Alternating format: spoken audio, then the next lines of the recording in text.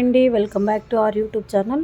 ఈరోజు మన కిచెన్లో ఉల్లిపోరక టమాటా కర్రీ తయారీ విధానం చూద్దాం రండి. ముందుగా 20 రూపాయల ఉల్లిపోరకని సన్నగా కట్ చేసి శుభ్రంగా కడిగి పక్కన పెట్టుకున్న, 4 పచ్చిమిర్చి కట్ చేసుకున్న, గుప్పడంత కరివేపాకు, గుప్పడంత కొత్తిమీర, 2 టమాటాలు. ఇందులో మనకి ఆనియన్స్ వేయాల్సిన అవసరం లేదండి, మనకు ఉల్లిపోరకలోనే ఆనియన్స్ ఉంటుంది కాబట్టి ఆనియన్స్తో పని లేదు.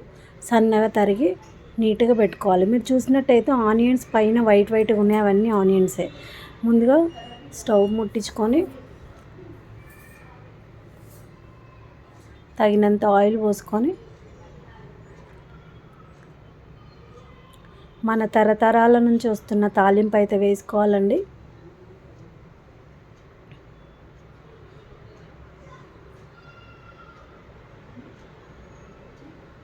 జీలకర్ర, ఆవాలు, పచ్చిమిర్చి, కరివేపాకు బాగా వేగాలండి. వేగిపోయిన తర్వాత క్లీన్ చేసి పెట్టుకున్న ఉల్లిపోరక వేసేసుకోవాలి పైనుంచి.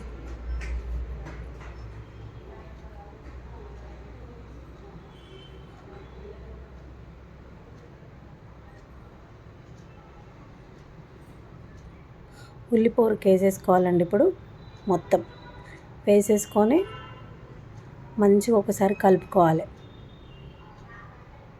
ఆయిల్ అంతా వాటికి పట్టేంత వరకు మంచిగా కలుపుకొని, ఈ గ్యాప్లో 2 చెంచాల ఉప్పు,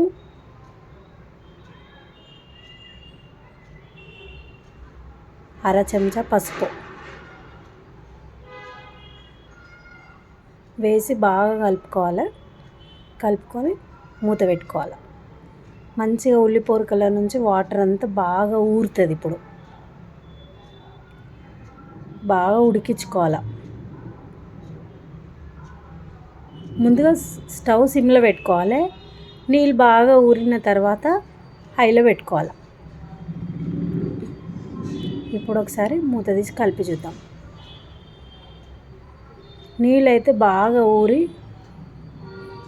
సగం అయితే ఉడికిపోయింది. ఈ గ్యాప్లో టమాటా ముక్కలు,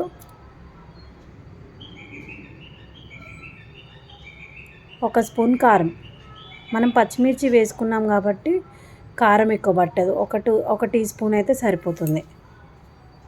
ఇప్పుడు టమాటా ముక్కలు వేసుకుందాం.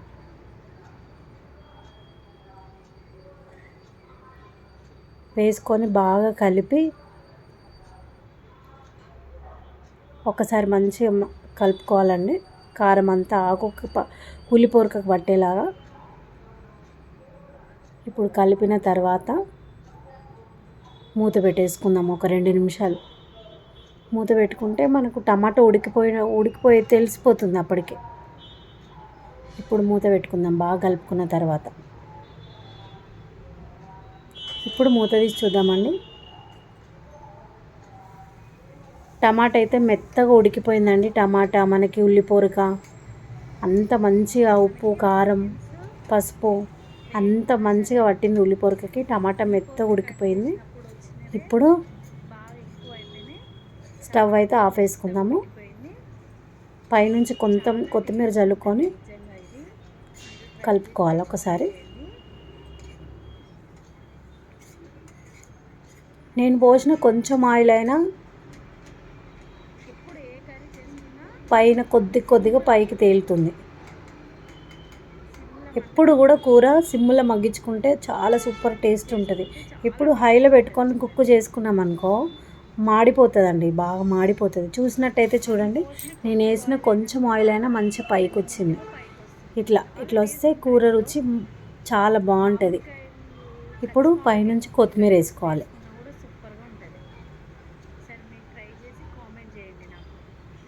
కొత్తిమీర వేసుకొని ఒకసారి బాగా కలుపుకొని గిన్నెలకు తీసేసుకుంటే అయిపోతుందండి. ఈ కర్రీ మీకు నచ్చినట్టయితే నాకు కామెంట్ చేయండి, లైక్ చేయండి, షేర్ చేయండి, సబ్స్క్రైబ్ చేయండి. ఇట్లాంటి వీడియోలు మరిన్ని కావాలనుకుంటే రాణి రామయ్య యూట్యూబ్ ఛానల్ని ఫాలో అవ్వండి. ఇప్పుడు వేరే గిన్నెలకు మార్చుకుందాం.